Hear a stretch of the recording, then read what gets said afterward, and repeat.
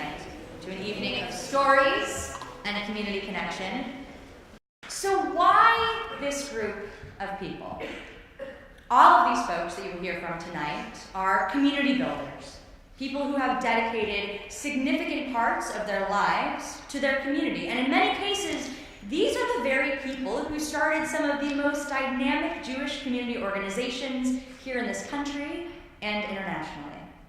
The idea behind gathering this particular group of people was inspired by the ironic burden carried by community builders. Although they dedicate their time to connecting people, oftentimes they themselves are so busy taking care of everyone else that they aren't able to prioritize themselves or their personal journey.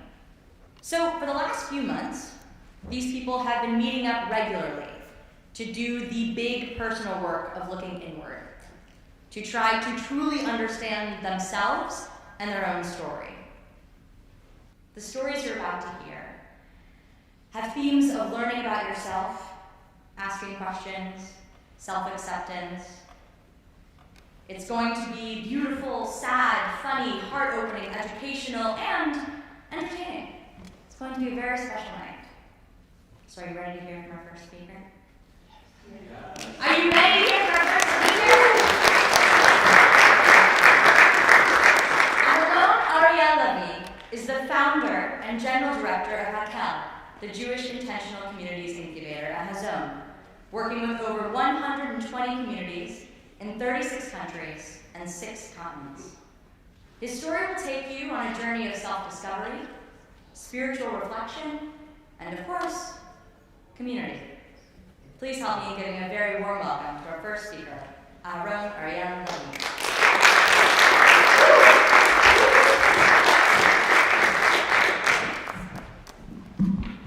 Okay, good evening. As you may hear, I'm Israeli, so I'm going to try to speak very slowly. But if I do not speak slow enough, just raise your hand, okay? So I've been in community development for the last 20-something years, and I would like to tell you how it all started.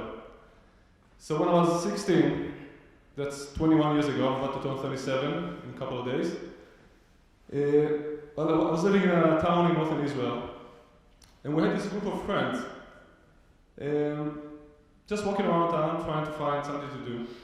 And we saw this abandoned building, which used to be a restaurant, and said, why don't we take over this? So we have a space for our group. So we did. We broke in, we renovated the place, and we actually created some sort of a community. And for the next 2 years, it became not only a place for us, it actually became the main social hub for our age group in high school. And at its peak, we as a group, the core group that led that, became so close-knit that at the peak of the process, we did something that we called back then an honesty circle, which means that we got in one night, the 8 of us, and each one of us, we did a go-around, and each one of us told the other 7 exactly what he thinks about each and every one of them, for good and for bad. I still remember this night to this day. I think I was actually able to grow from it, because it was done in such a respectful manner, and with so much empathy, that actually got me connected to this idea of community building, in which I stayed to this day. Moved to another community, built a network, then became one of the founders of the National Network of Communities in Israel, and then HaKel. Now in parallel, I was going through my own personal process of curiosity, investigation, trying to figure out who am I, what's the meaning of life. The answer is 42, by the way. And if you do not get this joke, you should go back to high school and do some Douglas Adams. And one day I get this email from a non-Jewish friend from America who tells me that he's very angry with me. So I ask him, why are you so angry with me? He says, because you can read Hebrew. I said, duh, I'm Israeli, I didn't go to college to learn Hebrew. What's so special about Hebrew? So he said, you can read all those books, like the Talmud and the Zohar. Now those books are not really in Hebrew, but he didn't know that, and I didn't know that. But his interest sparked my interest, and he actually sent me on a voyage of about 7 years of learning Jewish texts, and I ended up like this, with those funny fringes and the whole religious stuff. So if there's one tip you take from this night, let it be, beware of Jewish literature, because this can happen to you as well.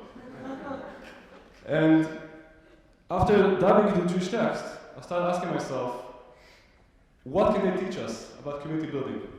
And then I came across this amazing midrash, which I would like to share with you tonight. So the midrash asks a very provocative question. It asks, וכי אכפת לקדוש ברוך הוא אם שוחטים מן העורף ומן הצוואר. It actually asks, does God really care if we slaughter an animal for eating from the neck, which is the kosher way, or decapitate from behind?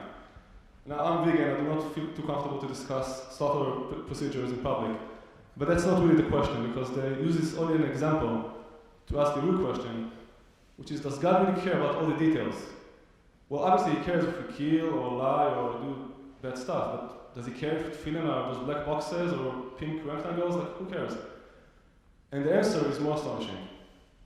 Rava says there that to some extent, God actually doesn't really care all that much about those details. He says, לא ניתנו מצוות, אלא לצרף בהן את הבריות.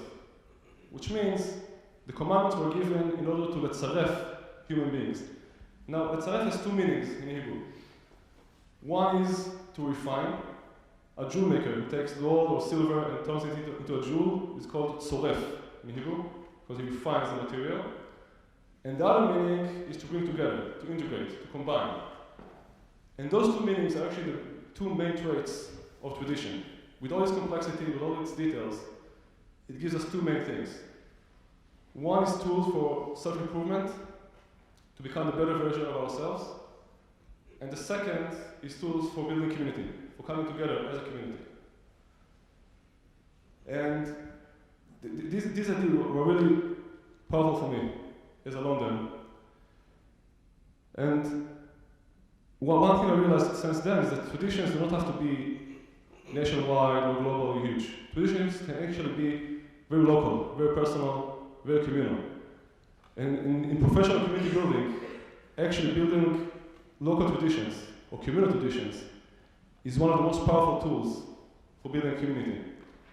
I would like to leave you with the following thought, with the three main characteristics of a successful tradition. So the first thing is that a successful tradition is meaningful. It's not a game. It symbolizes values that we also subscribe to, we all adhere to as a community. Second, it carries an identity. It tells us a story of who we are, where we come from, where we're going from, where we're going to. And third, it creates a sense of belonging. Because if I know that at certain times, at certain places, we all meet together to do certain activities or certain actions, then I feel like I belong in that space.